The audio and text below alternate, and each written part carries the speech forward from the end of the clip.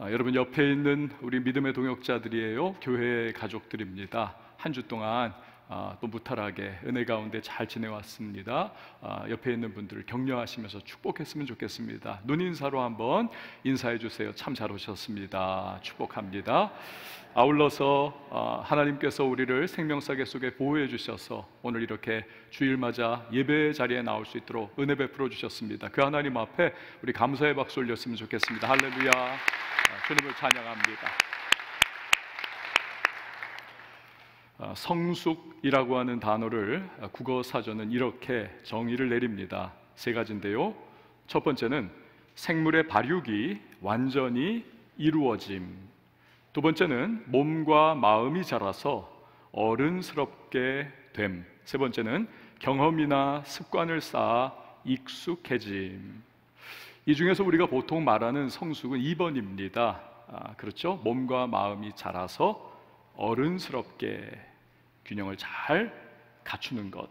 왜냐하면 발육은 다 했습니다. 몸은 그냥 아주 이만해졌습니다. 그런데 생각과 행동은 이기적이고 어린애와 같을 수도 있는 거지요. 또 어떤 일을 익숙하게 해내기는 합니다. 그러나 그 일을 왜 하는지 의미와 목적은 모르는 겁니다. 기계적으로 그냥 계속 하는 것일 수도 있는 거죠. 그렇기 때문에 몸과 마음이 함께 성장하면서 균형을 갖추고 마침내 안정적인 상태가 될 때 그것을 일컬어서 우리는 성숙해졌다라고 하는 겁니다. 신앙생활을 할 때도 마찬가지입니다. 막 불이 붙었습니다. 뜨거워졌어요. 그래가지고는 부쩍 열심을 내고 막 이것저것 하면서 신앙이 확 자란 것 같지만 여기저기 들이받습니다. 문제를 계속 일으킵니다. 그 사람의 신앙은 과연 성숙한 신앙일까요? 예배에, 기도에 익숙해졌습니다. 그렇다고 해서 여러분 성숙한 것인가? 아닐 수도 있습니다. 오래 다니다 보니까 그냥 그렇게 익숙해졌을 수도 있는 겁니다. 그럼 봉사 많이 하면 성숙한 신앙인가? 그럴 수도 있지만 원래 성격이 아주 성실한 경우일 수도 있습니다. 그래서 어느 집단에 들어가든 이게 교회이든지 간에 들어가면 거기에서 열심인 것입니다. 또는 사람이 너무 좋아요. 그래서 공동체에 함께 소속감을 느끼는, 그게 좋아서 교회에서 어느 곳에 속하여 열심히 봉사하는 경우도 없지 않아 있습니다. 그래서 신앙이 성숙한 사람은 예배와 기도와 봉사에 열심을 내는 게 마땅하지만, 그러나 예배와 기도와 봉사 많이 한다고 해서 신앙이 성숙한 것은 아닐 수도 있는 것입니다. 자, 그렇다면 어떤 신앙이 성숙한 신앙일까? 신앙이 성숙하면 나타나는 분명한 특징이 있습니다. 오늘 우리는 그것을 바울을 통해서 살펴보고자 하는 것입니다. 먼저 첫 번째로는 겸손입니다. 겸손. 3차 선교 여행을 마치고 바울이 드디어 예루살렘에 당도했습니다. 목적은 예루살렘 교회가 기근으로 어려움을 겪자 이방의 교회들이 구제헌금을 모아서 인편으로, 즉 바울에게 전달을 요청을 했었습니다. 바울 역시도 그간의 이방인 선교에 맺은 놀라운 은혜와 열매들을 기쁨으로 예루살렘 교회에 은혜를 나누고자 하는 겁니다. 예루살렘에 도착한 바울을 성도들이 환영을 합니다. 17절 말씀을 보십시오. 17절에 예루살렘에 이르니 형제들이 우리를 기꺼이 영접하거늘. 아멘. 이분들은 다들 지난 20년 동안 바울 사도가 해왔던 열심과 수고와 봉사를 익히 들어 알고 있습니다. 얼마나 그가 복음의 천병 역할을 헌신적으로 했는지 잘 알고 있는 겁니다. 그렇게 바울 일행을 아주 기쁜 마음으로 환영을 하는 것이죠. 그러면 이 바울의 입장에서 좀 으쓱한 마음이 생길 수도 있지 않겠습니까? 그런데 바울에게는 그런 모습이 조금도 없습니다. 대신에 오늘 본문 18절과 19절 말씀을 한번 보시기를 바랍니다. 18절, 19절 우리 함께 봅니다. 시작. 그 이튿날 바울이 우리와 함께 야고보에게로 돌아가니 장로들도 다 있더라. 바울이 무난하고 하나님이 자기의 사역으로 말미암아 이방 가운데서 하신 일을 낱낱이 말하니. 아멘. 바울은 지금까지 쉼없이 달려온 사람입니다. 굉장히 영적으로도 감정적으로도 특히 육체적으로 많이 피곤해 있을 겁니다. 얼마나 어렵겠습니까? 그렇다면 예루살렘 그 종착역에 도착을 했다면 한 2, 3일은 릴렉스하면서 좀 추스려야 하지 않겠습니까? 쉰 다음에 여독 풀렸을 때 교회 지도자들을 만나도 충분한 겁니다. 그러나 굳이 도착한 바로 그 다음 날 예루살렘 교회 감독인 야고보와 장로님들을 찾아갑니다. 그간의 사역에 은혜를 나누고 간증을 하면서 그렇게 시간을 보냅니다. 특별히 19절에 아까 읽었는데 바울이 그간의 사역의 보고를 낱낱이 하더라.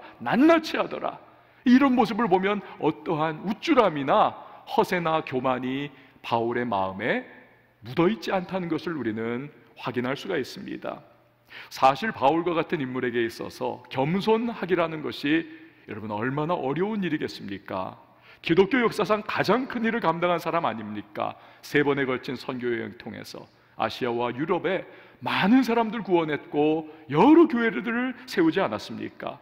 병자 많이 고쳤습니다. 심지어는 죽은 사람도 살려냈습니다. 신약 성경 27권입니다. 그 중에 절반에 이르는 13권을 바울이 기록을 했습니다.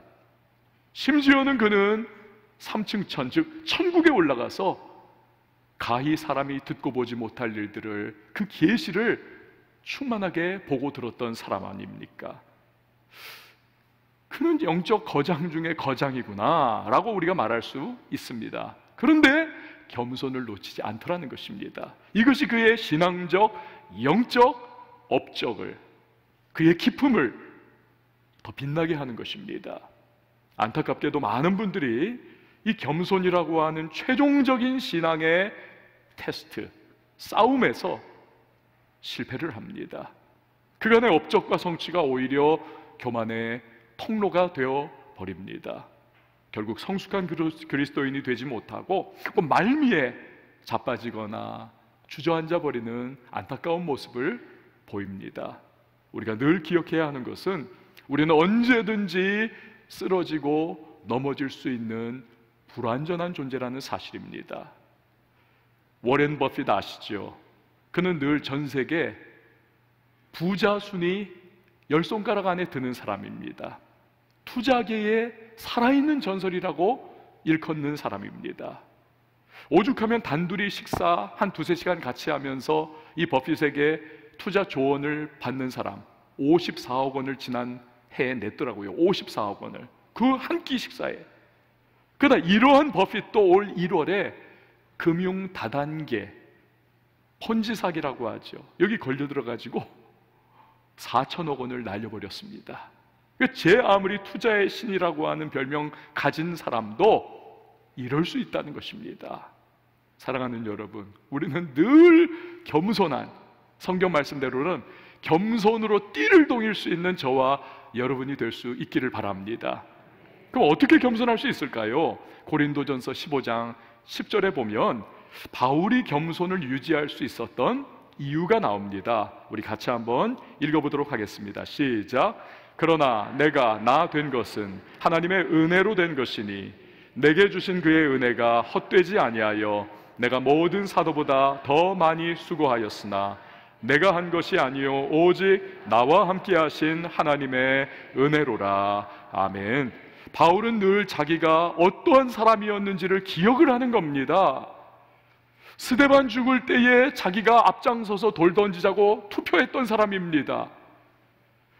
주님의 몸된 교회를 회파하기 위하여 누구보다도 열심을 냈던 사람입니다. 심지어는 교인들 잡아가두려고 다메섹까지 가가지고 거기서 예수님 앞에 거꾸러졌던 사람이 아닙니까?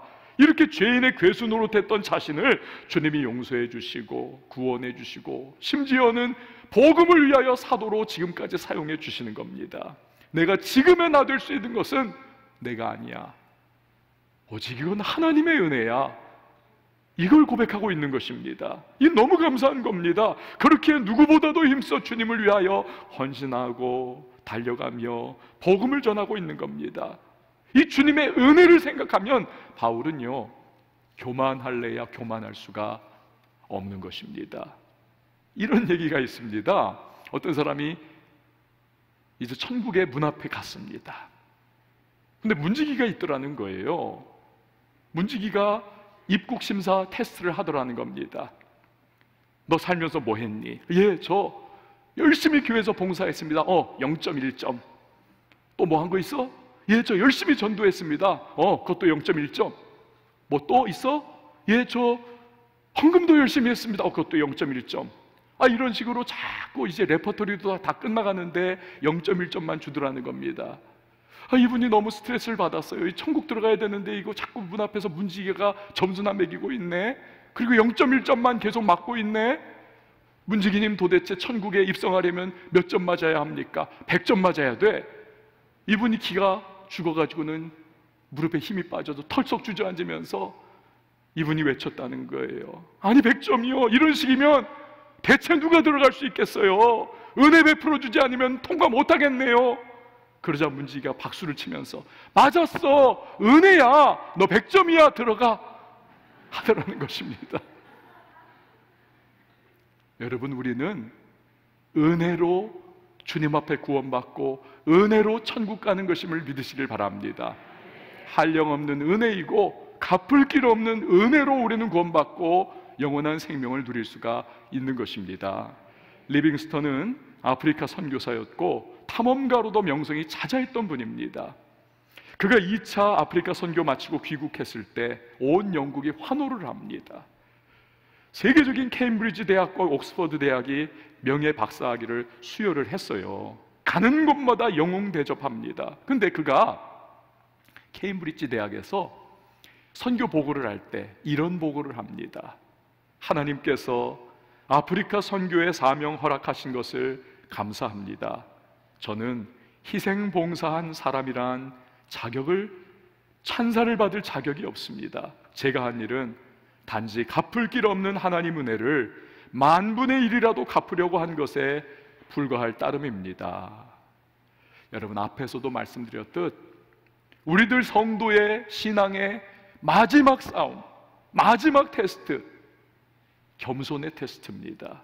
여차하면 뱀이 머리를 이렇게 드는 것처럼 우리 마음에서 교만한 마음이 고개를 들 때가 있습니다. 아직 신앙이 성숙하지 못한 거죠. 베드로전서 5장 5절을 보면 젊은 자들아, 이와 같이 장로들에게 순종하고 다 서로 겸손으로 허리를 동이라. 하나님은 교만한 자를 대적하시되 겸손한 자들에게는 은혜를 주시느니라. 지금 베드로 사도가 교만하지 말 것을 강조하는 대상이 누굽니까? 젊은 자들아. 이게 단지 나이가 젊은 것을 의미하는 것인가요? 그렇지 않습니다. 여차하면 신앙이 성숙하지 못해서 교만이 머리를 들려고 하는 그러한 경향에 늘 넘어지고 쓰러질 위험이 높은 미성숙한 그리스도인, 이걸 의미하는 겁니다. 이처럼 미성숙한 신앙은 교만으로 나타나고 성숙한 신앙은 겸손으로 드러나는 것입니다. 사랑하는 성도 여러분, 저와 여러분이 겸손할 수 있길 바랍니다.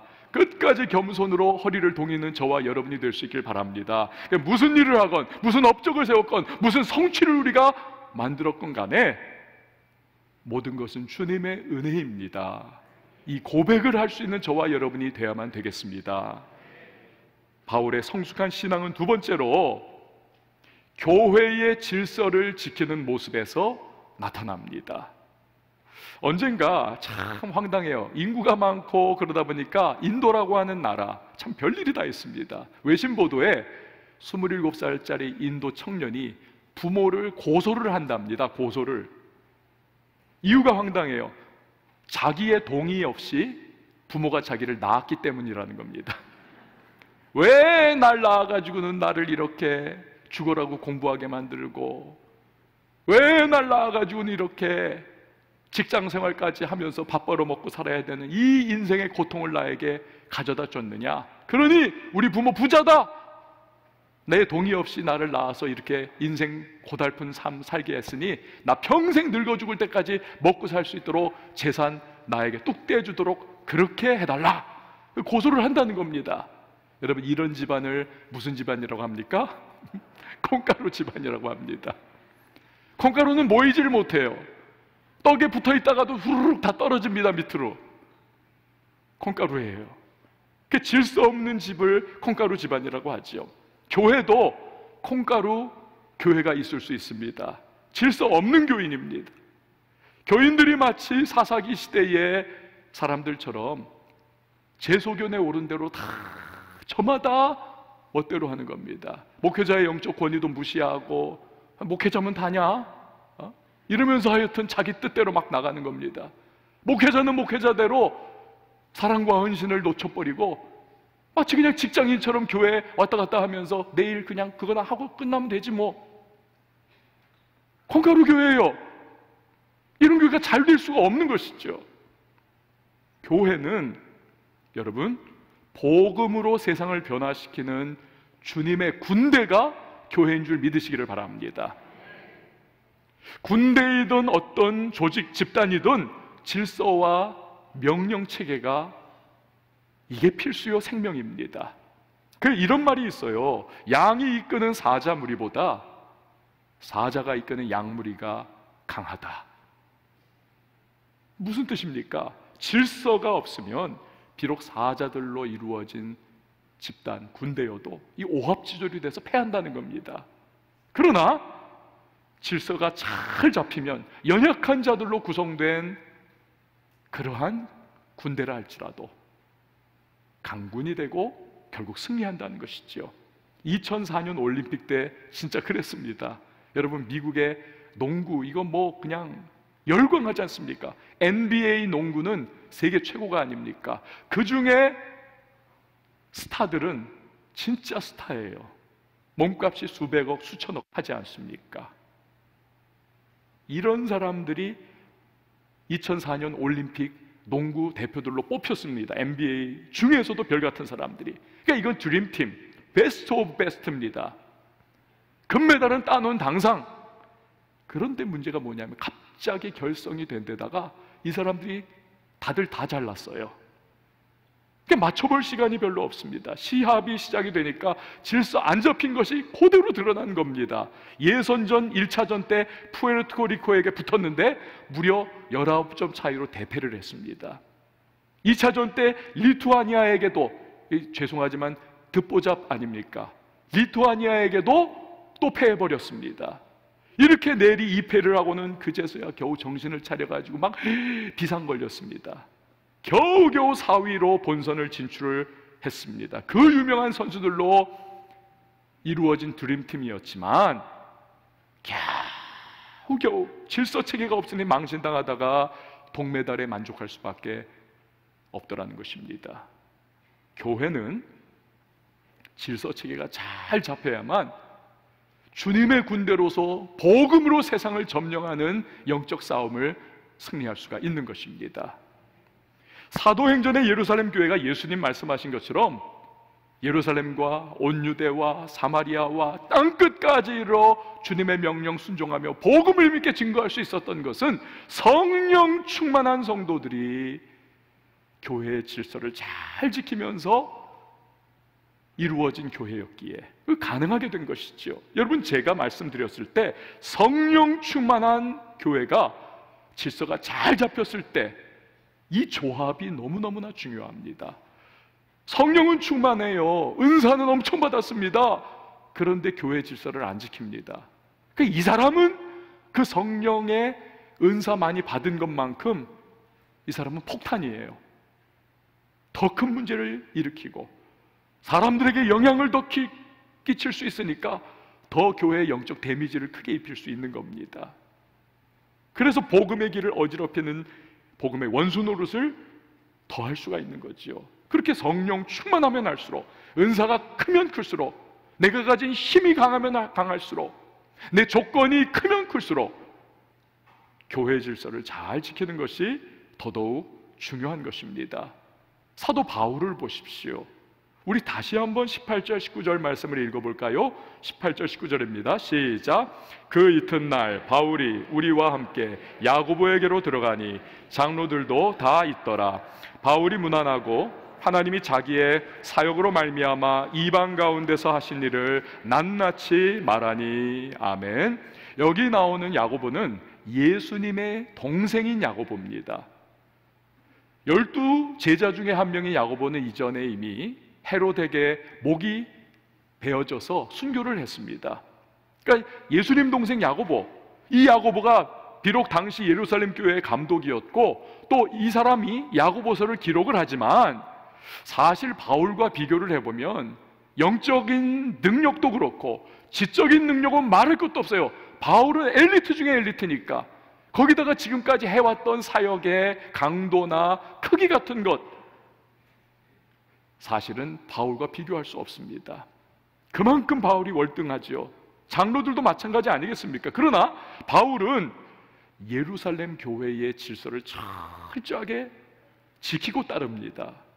예루살렘에 도착한 바로 다음 날 문안하고 자기의 사역의 간증과 보고를 철저하게 낱낱이 보고를 합니다. 왜 그랬을까요?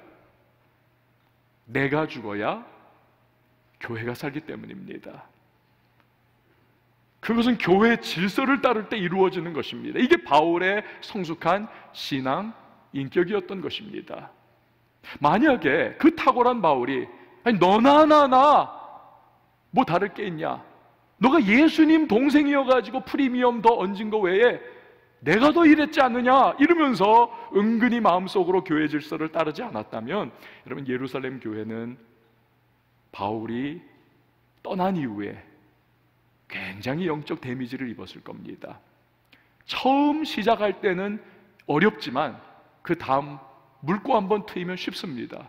여기저기서 사람들이 야고보와 장로들의 영적 권위를 대항을 하기도 하고 도전해 오면서 결국 영권을 잃어버린 교회, 영적 능력을 잃어버린 교회, 힘 빠진 교회, 그래서 주님이 맡기신 복음의 전투를 제대로 감당할 수 없는 그러한 나약한 교회로 주저앉아 버렸을 수도 있었을 겁니다. 그렇다면 마귀와의 이 교회를 어떻게 해서든지 복음 못 전하도록 회방하고 무너뜨리려고 하는 마귀의 개교에 완전히 한판 패를 당하는 거지요. 신앙이 성숙하냐 아니냐 하는 것은 교회 질서를 어떻게 대하느냐를 보면 그대로 나타나는 겁니다. 좀 부족한 사람들이 모여 있어도 이게 주님의 몸된 교회라고 하는 사실 때문에 여러분 교회는 너무너무나 중요한 존재라는 사실입니다. 아멘이십니까? 우리가 다 부족해도 이게 주님의 몸된 교회이기 때문에 너무나 귀중한 겁니다. 우리는 주님이 교회를 너무 사랑하신다는 사실을 잊지 말아야 합니다. 얼만큼요? 자기 자신을 내어주기까지 사랑하셔서 세우신 것이 교회인 것입니다. 닉슨 대통령의 워터게이트 사건을 주도했다가 감옥에 들어갔죠. 그리고 나서 그곳에서 그리스도인이 돼서 교도소 선교회를 설립한 척 콜슨이라고 하는 분이 이런 말을 했습니다. 저 이거 굉장히 중요한 말이라고 생각을 해요. 예수 그리스도의 교회는 노아의 방주와 같은 것이다. 그 안에 악취는 바깥의 폭풍이 없었다면 참을 수가 없었을 것이다. 여러분 이게 무슨 뜻입니까? 노아의 방주 안에 오만 가지 짐승들이 다 있고 똥 싸재 끼고 막 그랬으니까 악취 어마어마했을 거예요. 그러나 바깥은 홍수입니다. 폭풍입니다. 살 수 있는 곳은 방주 안밖에 없는 겁니다. 그러니 오물 냄새 가득해도 방주가 생명이요 방주가 귀중하고 소중한 겁니다. 여러분 비록 교회가 부족함도 있고 연약함도 있지만 그래도 멸망당하는 세상 속에서 교회는 구원의 유일한 방주인 것입니다. 그래서 교회가 소중한 것입니다. 교회는 세상의 유일한 희망임을 믿으시기를 바랍니다. 이게 교회이기 때문에 우리는 어찌하든지 교회가 잘 세워질 수 있도록 교회의 질서를 잘 따르고 순종하며 세워나가는 성도들이 되어야만 하는 것입니다. 회사나 다른 세상의 조직은 어떻습니까? 이 위계 질서 돈으로 움직이잖아요. 지위로 끌고 가지 않습니까? 말 안 들으면 인사고과에서 하여튼 막 탁탁 까버리면 되는 거예요. 그러나 교회는 그런 거 없습니다. 오직 교회가 질서를 세울 수 있는 유일한 근간과 뼈대는 교회를 사랑하고 주님 앞에 사랑의 마음으로 교회를 세워나가기를 원하는 성도들의 자발적 순종, 교회 질서에 대한 순종, 이것이 교회를 세워나가는 근간요 뼈대인 것입니다. 이것이 성숙한 그리스도인의 모습인 것입니다.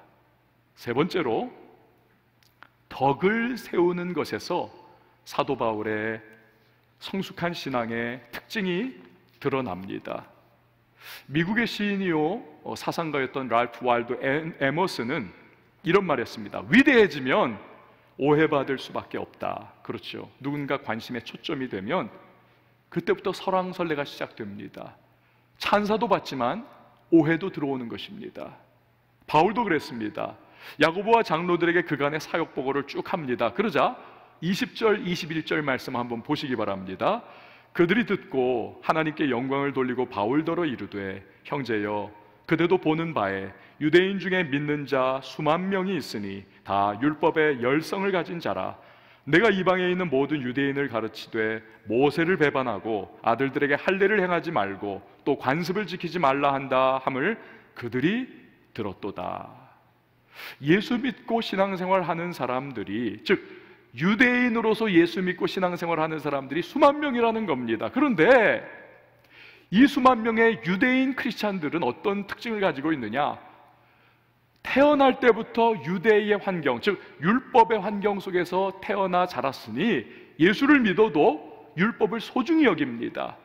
율법을, 가치를 중요하게 여겨서 지켜나가는 사람들이에요. 근데 이 사람들에게 들려오는 소식이 뭐냐 하면, 바울이가 해외에 나가가지고 이방인 사람들과 또 유대인들에게 율법 그까짓 거 필요 없다, 안 지켜도 된다, 할례 그까짓 거 필요 없다, 안 받아도 된다, 자식들 할례할 필요 없다, 아주 그냥 율법을 밟아버리고 그냥 율법 폐기론을 말한다는 것입니다. 이런 오해가 가득 퍼져 있다는 거예요. 여러분, 바울이 비록 예수 그리스도를 믿는 믿음으로만 구원받는다는 진리를 전파를 했지만 율법의 가치도 인정을 했던 사람입니다. 갈라디아서 3장 24절 보세요. 이같이 율법이 우리를 그리스도께로 인도하는 초등교사가 되어, 예전 성경 버전은 뭡니까? 몽학 선생이 되어 우리로 하여금 믿음으로 말미암아 의롭다함을 얻게 하려 함이라. 아무리 율법을 지키려고 해도 결국 의로움을 얻을 수 없습니다. 완벽하지를 못하니까. 그러니 결국 이게 아니구나, 믿음으로 의롭다함을 얻는구나. 결국 율법은 사람을 믿음으로 나아가도록 만드는 초등교사 역할을, 가이드 역할을 하는 선한 역할을 한다는 것입니다. 그래서 디모데전서 1장 8절에 보면, 그러나 율법은 사람이 그것을 적법하게만 쓰면 선한 것임을 우리는 아노라. 그러니까 바울은 절대로 율법 폐기론을 말한 적이 없습니다.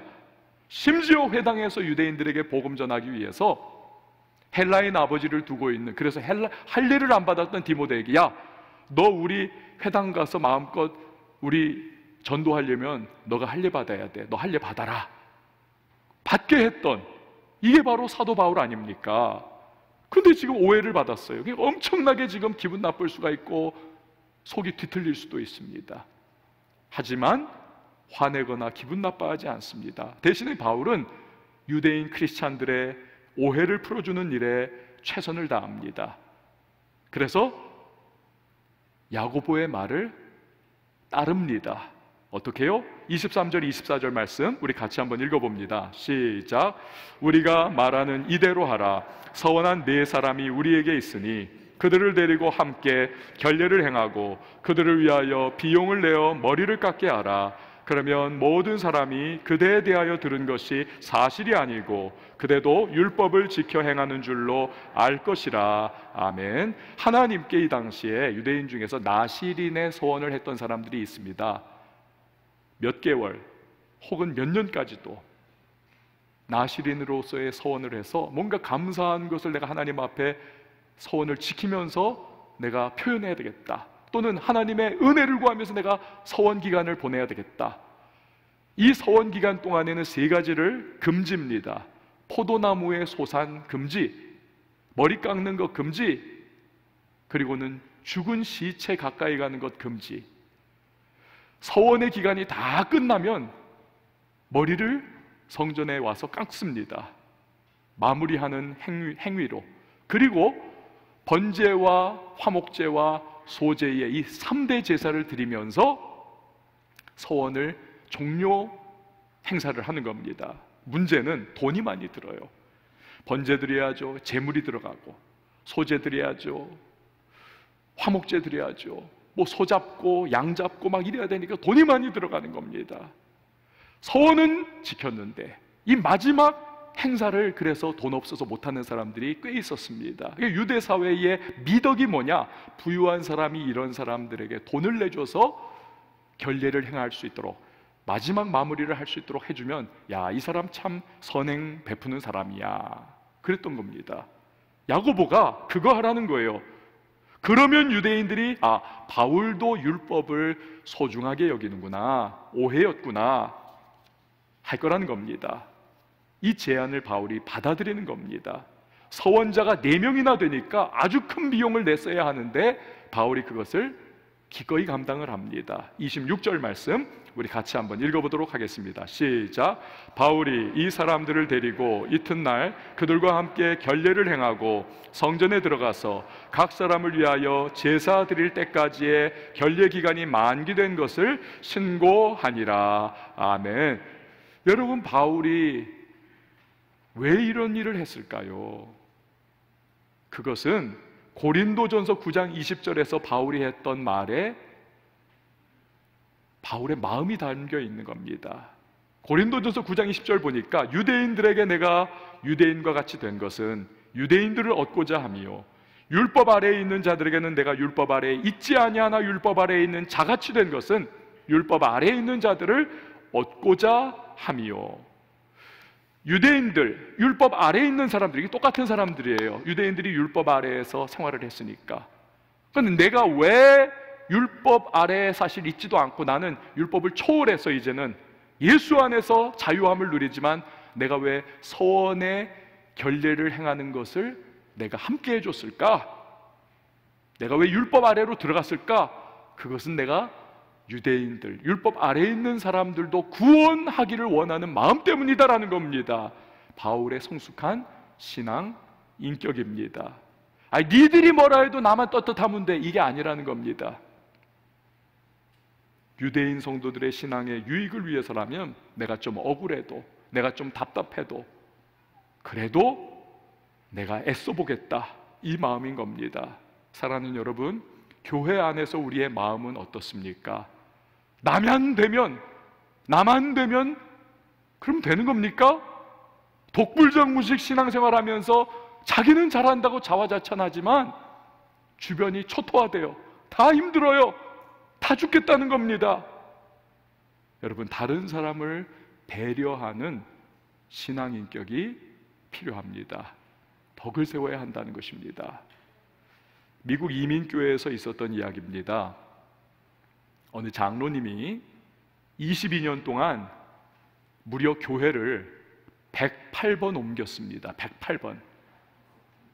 그러니까 평균 1년에 5번 교회를 옮긴 거예요. 2달에 한 번 꼴로 옮긴 겁니다. 근데 이분이 교회를 옮기기만 하면 그때부터 뭘 하느냐? 그 교회의 단점을, 거슬리는 것을 기록을 해요. 성가대가 어쩌고, 목사 설교가 어쩌고, 음식이 맛대가리가 없고, 주방은 더럽고, 교인들은 학벌이 낮고, 하여튼 그냥 불만사항들, 자기 딴에는 이거 고치고 저거 고치고 해야 된다, 막 그런 마음이에요. 그러면서 마음에 안 드니까 결국 어디가 마음에 들겠습니까? 22년 동안 108 교회를 옮긴 겁니다. 그러다가 이분이 병 걸려서 죽었습니다. 거쳐간 교회들, 어느 교회도 장례를 치러주겠다는 데가 없습니다. 그래도 마지막에 다녔던 108번째 교회 목사님이 108번의 끝에 장례를 해줬습니다. 이 이야기를 전한 목사님이 이렇게 말을 해요. 만약에 그분이 천국에 가서 하나님 앞에 자기 수첩 내놓고, 하나님 나 잘했죠, 이거 보세요, 교회들 내가 이렇게 그냥 들쑤셔가지고 내가 이렇게 다 적어놨습니다. 그러면 하나님께서 잘했다 할 것이 아니라 하나님은 더 큰 책을 보여주면서 이게 다 네가 한 짓들이다. 사랑하는 여러분, 덕 세우는 신앙인이 되어야 될 줄 믿습니다. 어린아이의 수준에서 우리가 그냥 내 수준에서 그것이 아니라 바울처럼 남의 유익까지 생각할 줄 아는 신앙을 우리가 가져야겠습니다. 그것이 주님이 기뻐하시는 성도의 모습인 것입니다. 오늘 우리는 바울을 통해서 성숙한 그리스도인의 특징을 살펴보았습니다. 겸손한 겁니다.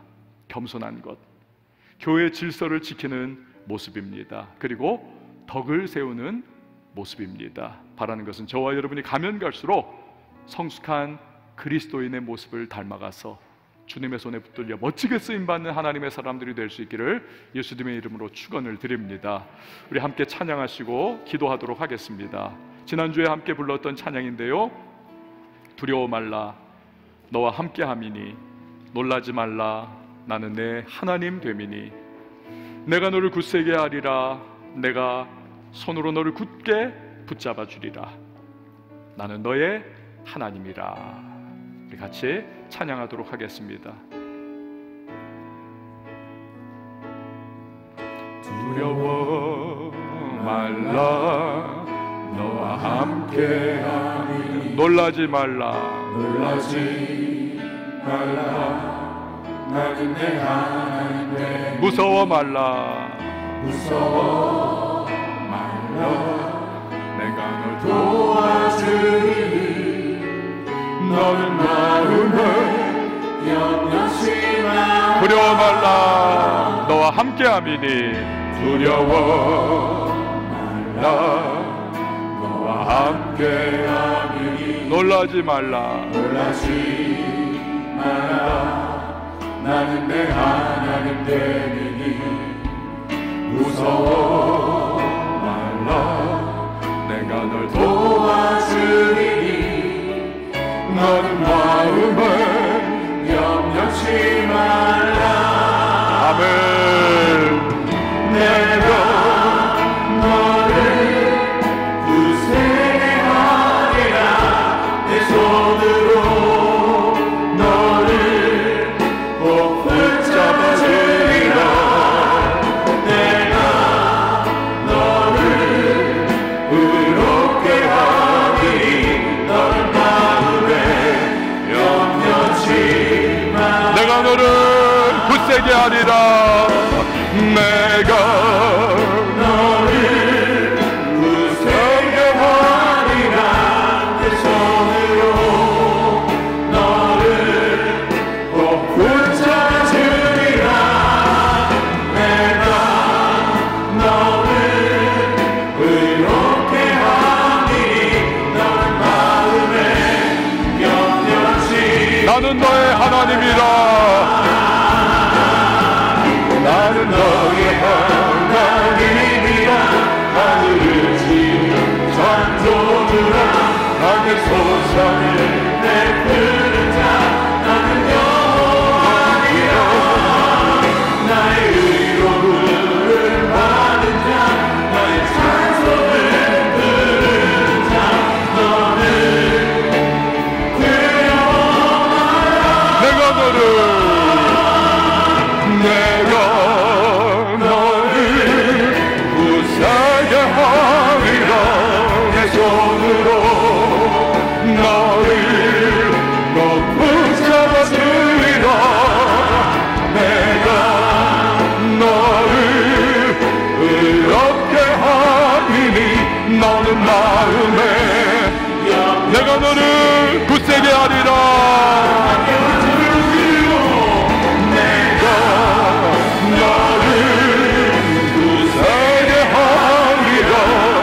손으로 너를 꼭 붙잡아 주리라 아멘 내가 너를 이렇게 함이니 우리 마지막으로 한 번 더 찬양합니다.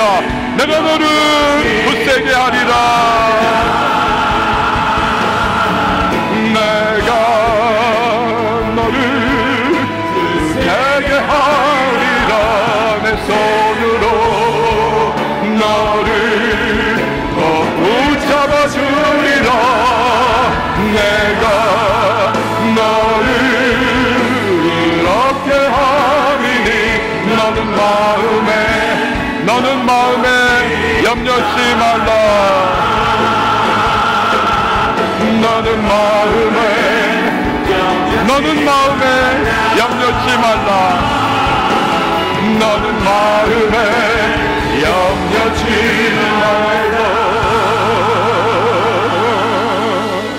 사랑하는 여러분, 이 시간에 우리 기도하며 나가십시다. 주님, 끝까지 겸손함을 놓치지 않게 하여 주시옵소서.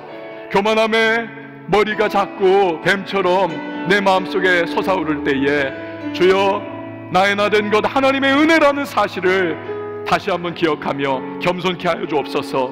교회의 질서를 잘 지키며 복음의 전당이요 복음의 군대인 교회를 잘 세워나가게 하시고, 또 덕을 세우며 나만이 아니라 주변에 아름다운 그리스도의 향기를 날릴 수 있는 주의 사람 될 수 있도록 주여, 그래야 성숙한 그리스도인으로 주의 손에 들려 멋있게 쓰임받을 수 있도록 도와달라고 이 시간을 함께 기도하도록 하겠습니다. 하나님 아버지 감사합니다. 전능하신 주 하나님 아버지, 오늘도 우리를 불러 모아주시고 하나님 주님의 말씀 붙잡고 간구할 수 있는 시간을 주시니 감사합니다. 하나님 아버지, 우리 마음과 생각을 겸손하게 하나님의 은혜를 주시옵소서. 하나님 교회의 질서를 잘 세워나갈 수 있는, 교회의 질서를 잘 세워나갈 수 있는 하나님의 사람 되게 해주시옵소서. 덕을 세울 수 있는, 덕을 지킬 수 있는 하나님 그러한 신앙생활에 나아가도록 은혜를 풀어주옵소서. 겸손하게 하시고 교회의 질서를 잘 세워나가게 하시고 덕을 세우며 주님의 아름다운 은혜를 증거하며 교회가 든든하게 세워나가도록 하나님의 은혜를 예수님 발로 오는 주님의 사람들 교회로 인도하게 되시옵소서.